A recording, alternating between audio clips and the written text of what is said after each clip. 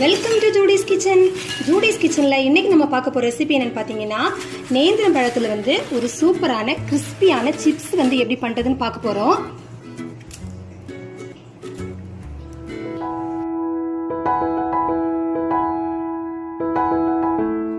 இப்போ நம்ம இந்த சிப்ஸ் எப்படி பண்ணுறதுன்னு பார்க்கலாம். இப்போ நான் 3 நேந்திர பழம் எடுத்துருக்கிறேன். இதோட தோல் மட்டும்தான் வந்து இந்த மாதிரி எல்லோ கலர் ஆயிருக்கு. காய் வந்து நல்லா பழுக்கல. அந்த மாதிரியான பக்குவத்தில் நீங்கள் எடுத்துக்கோங்க. ரொம்ப பழுத்து போன பழம் வந்து இதுக்கு நல்லா இருக்காது.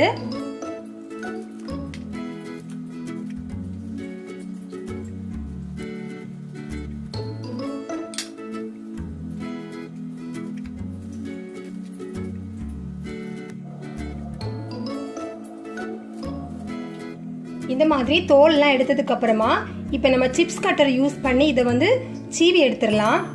இந்த மாதிரியான திக்னஸ்ல வந்து கட் பண்ணி எடுத்துக்கோங்க.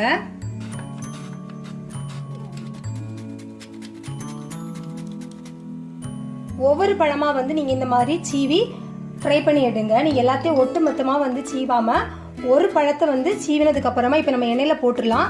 அது ரெடி ஆகிற டைம்ல வந்து இன்னொரு பழம் வந்து நம்ம சீவி எடுத்துடலாம். எண்ணெய் சூடாக ஆரம்பிச்ச உடனே நம்ம வந்து இந்த சிப்ஸ் எல்லாம் எடுத்து போட்டுடலாம்.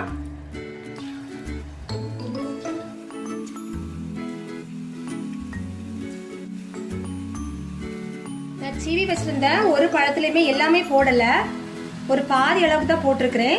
இப்ப அடுப்பை வந்து மீடியம் ஃப்ளேம்ல வச்சு இதை வந்து பொரிச்சு எடுத்துடலாம். எல்லாத்தையும் ஒன்னா போட்டீங்கன்னா அந்த கிறிஸ்பினஸா வராது.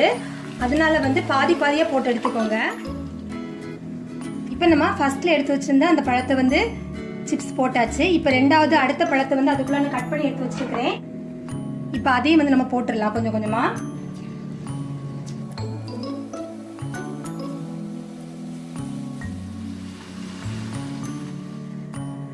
இப்போ நம்ம நேந்திர பழம் எல்லாத்தையுமே இந்த மாதிரி சிப்ஸ் போட்டு எடுத்தாச்சு. இப்போ அடுத்ததான் நம்ம ஒரு ஸ்டெப் பண்ண போறோம். எதுக்காகனா இந்த சிப்ஸ் வந்து நல்ல கிறிஸ்பியா நம்மளுக்கு கிடைக்கிறதுக்காக இப்போ திருப்பி வந்து நம்ம என்ன பண்ண போறோம்னா இதை வந்து ஃப்ரை பண்ண போறோம். எண்ணெயை வந்து நல்லா சூடா வச்சு இதை வந்து மொத்தமா வந்து நம்ம எண்ணெயில இப்போ போட்டு ஒரு 2 நிமிஷம் வந்து ஃப்ரை பண்ணி எடுக்க போறோம். அடுப்பை வந்து ஹை ஃப்ளேம்ல வச்சுக்கோங்க.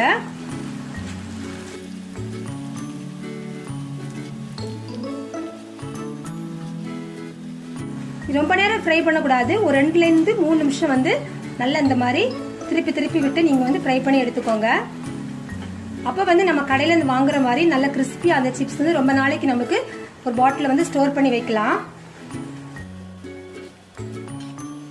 இந்த சிப்ஸ் வந்து பாக்குறதுக்கு வந்து சுத்தமா வந்து மஞ்சள் கலர்ல இருக்காது.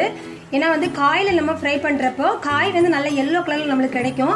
ஆனா அதே நேரம் வந்து பழத்துல வந்து நம்ம பண்றப்போ கொஞ்சம் கலர் வந்து இந்த மாதிரி தான் இருக்கும். ஆனா டேஸ்ட் வந்து ரொம்ப நல்லா இருக்கும். கருக விட்டுறக்கூடாது. கருக விடாம கவனமா வந்து ஒரு 2 மினிட்ஸ் ஃப்ரை பண்ணி இப்போ இதை நம்ம எடுத்துடலாம்.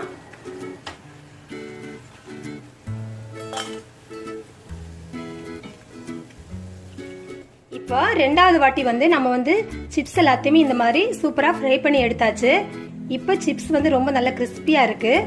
இதுல வந்து நீங்க கொஞ்சமா உப்பு காரம் சேர்க்கணும்னா உங்களுக்கு இஷ்டம்னா கொஞ்சமா இப்ப சேர்த்துக்கலாம். கொஞ்சமா உப்பு மிளகுத்தூள் எடுத்துருக்கிறேன். இதை வந்து நல்லா இந்த மாதிரி குலுக்கி விட்டுருங்க.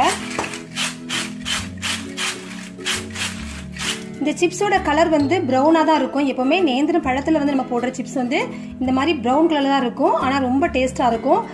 கசப்பெல்லாம் இருக்காது. ஒரு இனிப்பு அப்புறமா நம்ம போட்ட உப்பு காரம் எல்லாம் சேர்த்து ரொம்ப நல்ல டேஸ்டா இருக்கும். இந்த சிப்ஸ் நல்லா ஆறுனதுக்கு அப்புறம் பாத்தீங்கன்னா நல்ல மொறுமொறுன்னு நல்லா இருக்கும்.